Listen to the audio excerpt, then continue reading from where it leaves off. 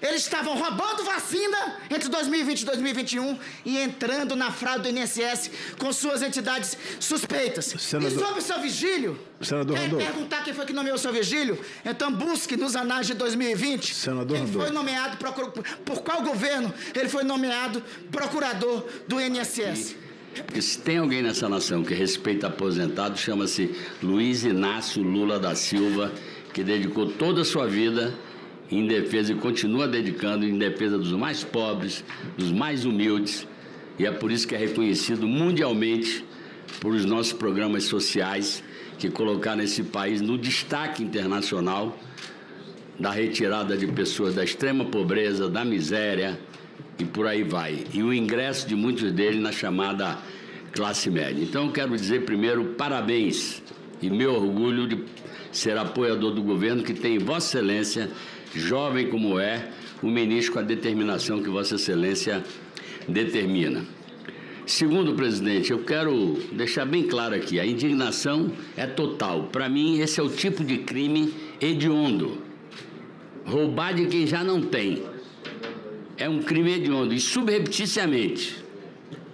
Agora, eu fico perplexo com algumas tentativas que se fazem e vem se fazendo há alguns dias desde que o escândalo estourou. Parece que está se usando aquela metodologia. A melhor defesa é o ataque. E, portanto, se ataca esse governo, vou repetir, Sherlock Holmes, o grande detetive, perguntaria: será que alguém que tem interesse em esconder alguma coisa ia fazer a sua CGU sem interferência e a Polícia Federal fazer uma mega operação no Brasil inteiro para estourar esse tumor de bandidos que lesam os aposentados? Acho muito difícil. Seja quem for, será punido. Eu queria que exibisse a tela que eu pedi, só porque aqui é outra perplexidade da minha parte. Eu quero que você exiba a tela, que eu quero desconstruir um discurso que está se tentando fazer aqui dentro. Não só contra a Associação de Aposentados, mas também contra sindicatos.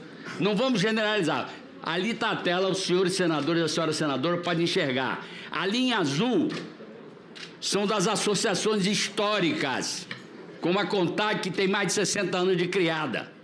Aonde estoura a curva, senhores?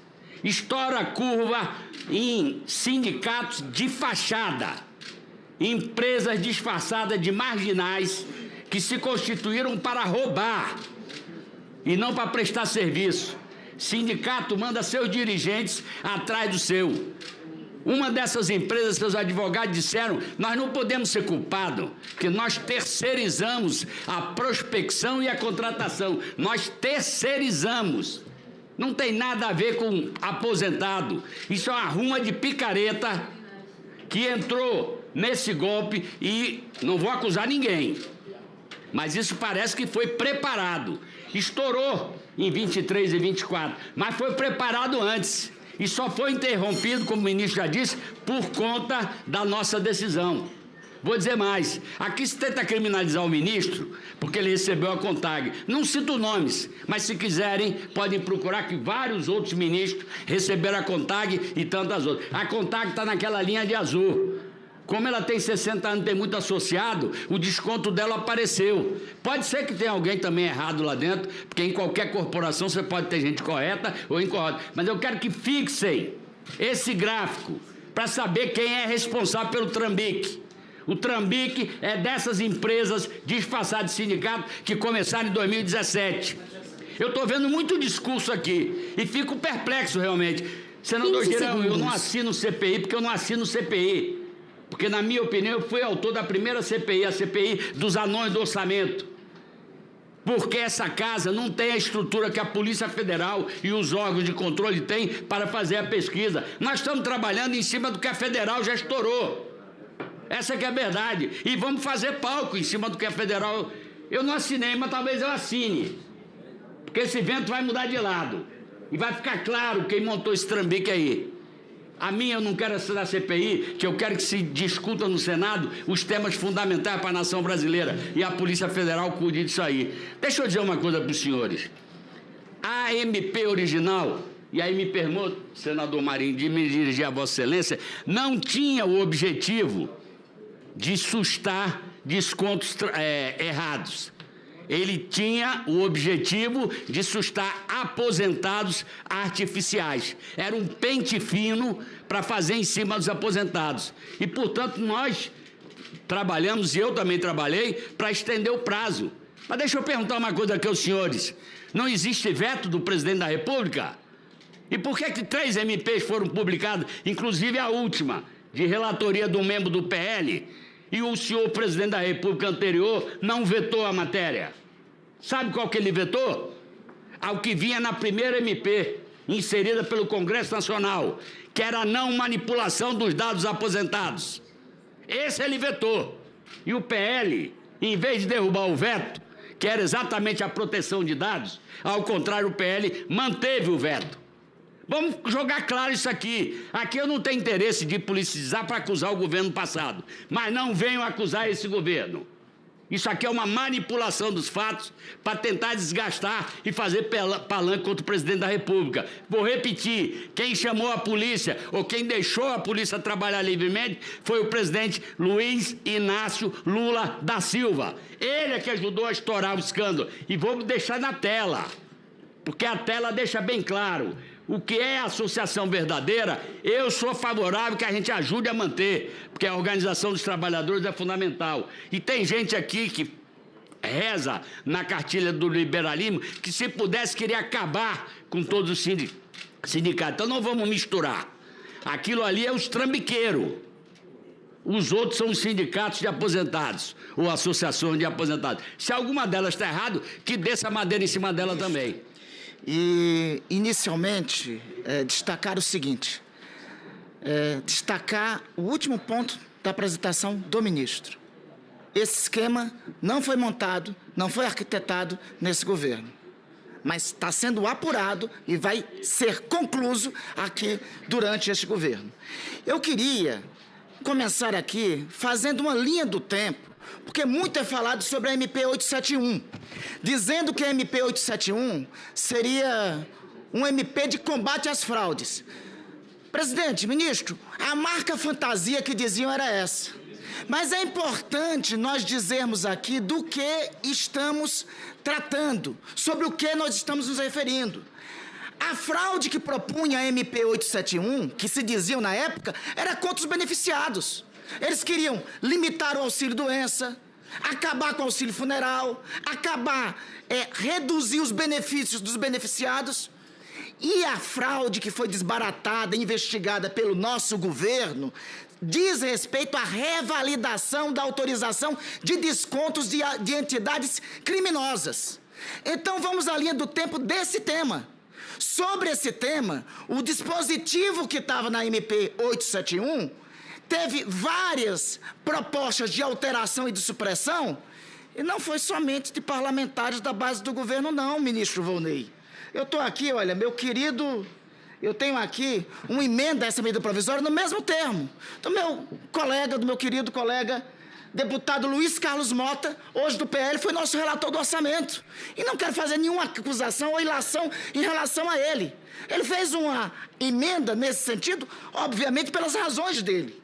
Mas esta fraude aqui ocorrida, a atuação do principal lobista, do famoso careca do INSS, como aparece na imprensa, a atuação dele se dá sobretudo com a captação indevida de dados do INSS. Aí, sobre isso, é importante ser dito uma coisa, meus colegas senadores. Foi apresentado nessa MP 871 uma emenda. A emenda foi apresentada para que tivesse transparência dos dados do INSS por um deputado do PSB. E o que foi feito pelo então presidente Jair Bolsonaro? Ele vetou esse dispositivo que garantiria maior transparência. É o artigo 124 dessa medida provisória. E essa medida provisória 871, ao final, acabou sendo aprovada, mas postergando por 3 anos, até dezembro de 2021, a revalidação dos dados. Mais adiante teve outra MP, a MP 1006. E é bom de se destacar, o relator dessa MP 871 foi um relator do PL. Hoje, um relator do PL que, inclusive, veio a ser candidato do presidente da República a prefeito de Manaus, posteriormente. Teve outra MP 1006. O relator, de novo, foi um deputado do PL. Nessa, inseriu no texto um dispositivo que a revalidação dos descontos, ministro, só iria até 31 de dezembro de 2022. O presidente da República de então, o presidente Jair Bolsonaro, não vetou. Mas aí teve uma terceira medida provisória, a 1007. Foi colocado um jabuti nessa medida provisória, revogando a revalidação da autorização de descontos. Foi aprovado pelo parlamento. O senhor presidente da República de então, Jair Bolsonaro, o que fez? Sancionou a medida provisória sem esses vetos. Se um desses dispositivos não tivesse existido, um deles sequer não tivesse existido, nós teríamos desbaratado esse esquema montado no INSS já há 4 anos. E é importante destacar, são 11 entidades fraudulentas que estão sendo investigadas. Dessas 11, elas foram montadas entre 2019 e 2022. Sobre essas entidades, é importante destacar o caso de duas. A primeira delas, a AMBEC. Essa AMBEC é a fraude, a maior envolvida nas fraudes, não é outra não. É essa AMBEC. É a primeira colocada. 35% a 40% das fraudes dos bilhões é dessa AMBEC. Quem é que avaliza a entrada da AMBEC dentro do Ministério da Previdência? É um cidadão conhecido como José Carlos Oliveira. O senhor José Carlos de Oliveira, servidor público da AMBEC, ele era, ao mesmo tempo, diretor de benefícios da AMBEC. Só concluindo, senhor presidente, o senhor José Carlos de Oliveira, nessa época em que ele abre as portas para a entrada da AMBEC, ele já tinha recebido advertência do Ministério Público Federal, de procuradores que já achavam estranho a atuação dessa entidade. O que é que o governo faz? O governo o demite? Não, o promove. Ele vira depois, em 10 de novembro, presidente do INSS. Para concluir, aí depois, meu querido presidente, o que é que acontece, senhor Carlos de Oliveira? Está aí para todo mundo. Será que é o presidente Lula que está dando posse ao senhor José Carlos de Oliveira como ministro da Previdência em 2022? Me parece que aquele ali é o senhor Jair Messias Bolsonaro, que mesmo com investigação sobre a AMBEC, mesmo com as investigações ocorrendo sobre a AMBEC, ele abre as portas para que ela entre no INSS. A segunda entidade, presidente e ministro, é uma tal de CONAFER. Essa CONAFER tem um presidente que diz que é pecuarista. Essa entidade foi denunciada. Foi denunciada e foi revelado ontem pelo Jornal Nacional quando ela foi denunciada por um servidor que chegou a ser ameaçado de morte. Foi bom o depoimento, ainda há pouco, e eu quero aqui arguir, realmente houve uma retificação devida pelo ministro Sérgio Moro, porque ele não era ministro na época. Mas o ministro Sérgio Moro diz quando foi o depoimento. O depoimento foi em setembro de 2020, quando o ministro Sérgio Moro saiu, mas durante o governo anterior. Qual a providência que foi tomada naquele período? Qual a medida que foi tomada naquele período? Por fim, alguns colegas aqui lembram de alguns personagens que estão envolvidos nessa história toda. Senador Randolph, o senhor Danilo Trento, da Precisa,